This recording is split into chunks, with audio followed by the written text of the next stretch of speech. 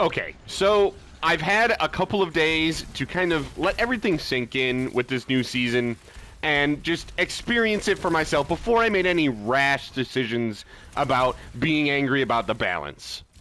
Well, I've done it. And I gotta tell you, I'm still pretty much just confused. I'm not angry, just confused. Because I don't know what Blizzard is trying to do, right? I really don't get it. They love to nerf certain characters and hate to buff them, but they love to buff certain characters and hate to nerf those ones. Does that make sense? Like, I just don't know what they want anymore. Do they want Junker Queen to actually be decent? Do they want Reaper to actually be enjoyable to play? You know what I mean? Or do they want Ana to just be hated by everyone all of the time? I don't really get it, right?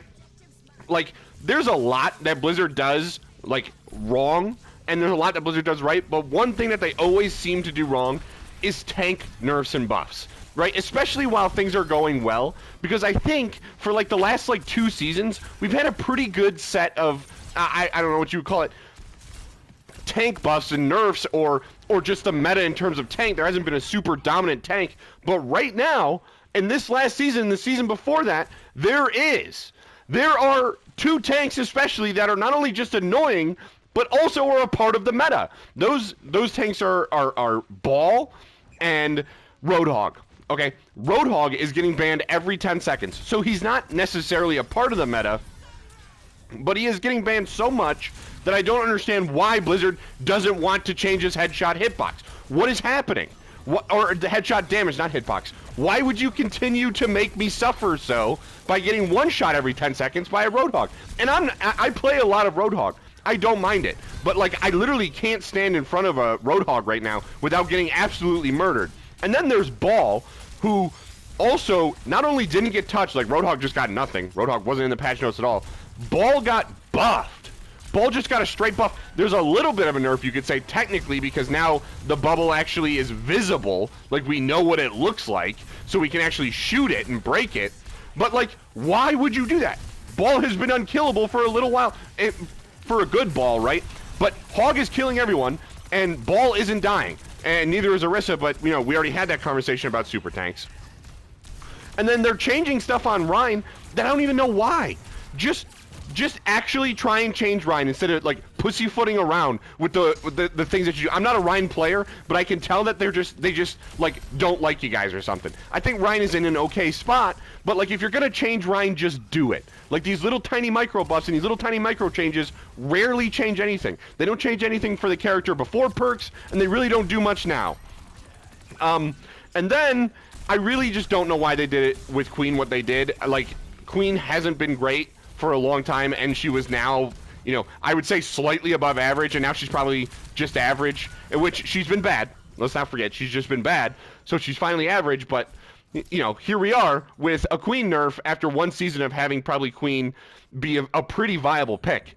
And then, really the big changes is just the Reaper changes. Like, they'll never get Reaper down. Oh my gosh, I could scream about how much they will never understand what a Reaper player actually wants. Like, just let me be able to TP quicker and quieter, sometimes quieter, not all the time quieter because it'd be broken. But let me be able to TP quicker and quieter, and let me cancel my ult. I don't even care. You can take away all of Reaper's perks if you just let me cancel my ult. I'm so sick of sitting there spinning for no reason when I had already gotten 2 kills and I just get shot in the forehead by someone that's, you know, just stepped out of my range. Whatever.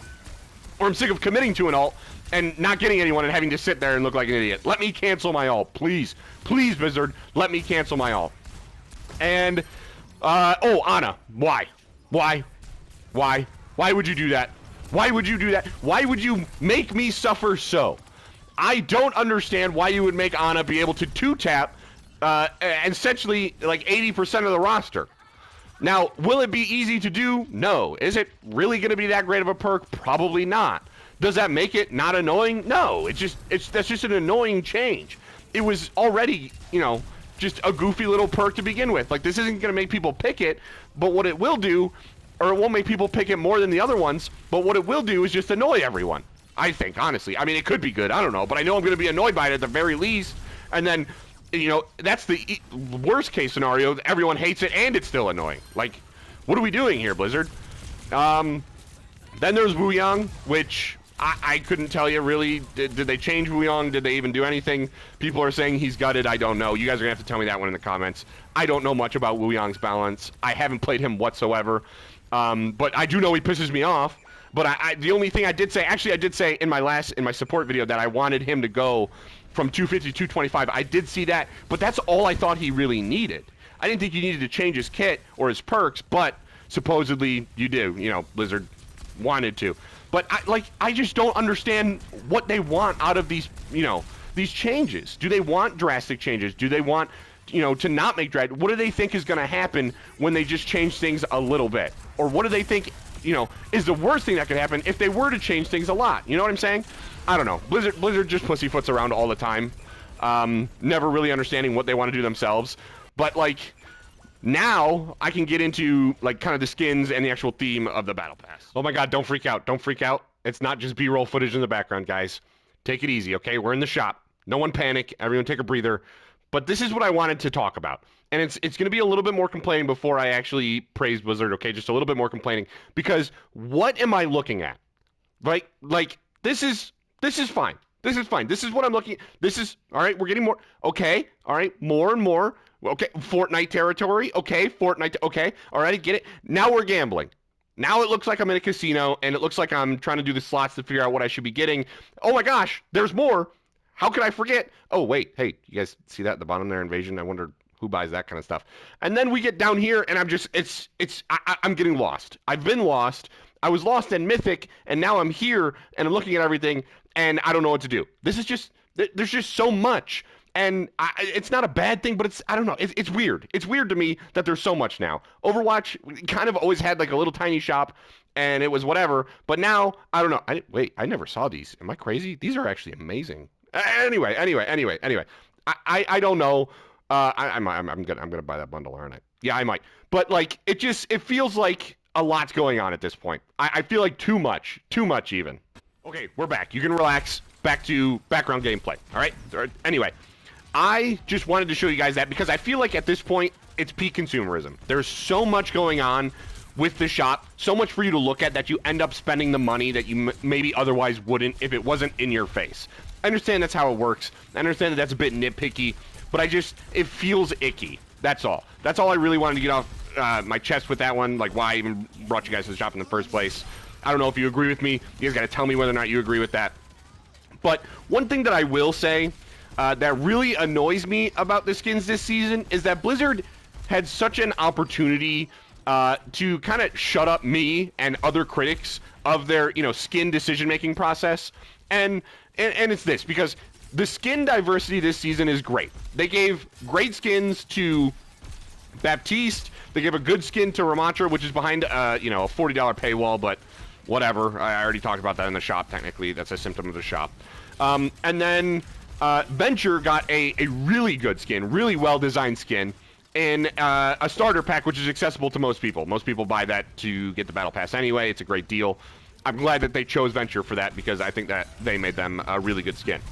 But I think Lucio is really the only one that kind of didn't get anything. I don't know if he was announced with something later on, but I know Baptiste is getting a skin later, but Lucio maybe not, is one of the ones that we've been waiting on for a while.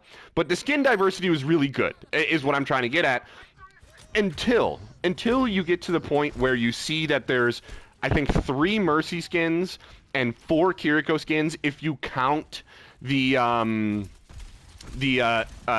stuff, the mythic weapons for Kiriko.